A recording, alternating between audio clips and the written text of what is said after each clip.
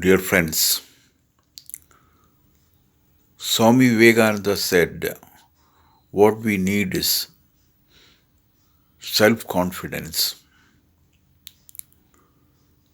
So people say that they don't have belief in God. But Swami Vivekananda said it's better to have belief in yourself. So we must have belief in ourselves. So why we don't have belief in ourselves? Because of a false notion that we have no belief in ourselves or we lack self-confidence for one reason. What is that one reason? That one reason is that though we are all self only, we have a false notion that we are not the self, we are the body. We consider our body as our self. It's a false notion. Our body cannot be our self. Our body is the instrument of the self.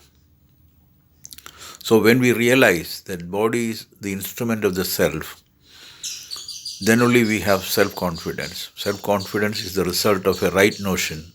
That is, we are not the body, we are the self. Why we are the self, not the body? When we think of the body, there are three bodies in us.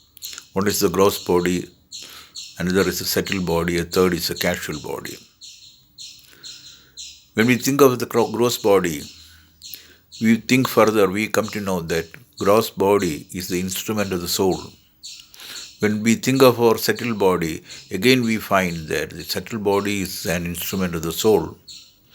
When we think of the casual body, we realize that casual body is also an instrument of the soul. So we have the experience of all the three bodies at three stages in our life every day. That means in waking, we have ourself. In dream, we have ourself. When we are totally in a sleeping mode, there also we have ourself. That is what we call Sushupti.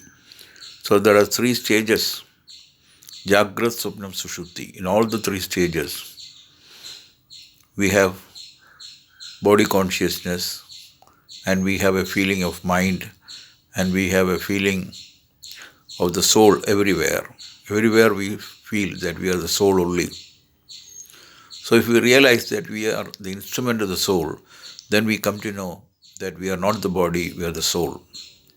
And the difference between body and soul is something permanent. Body is not permanent. Body is temporary.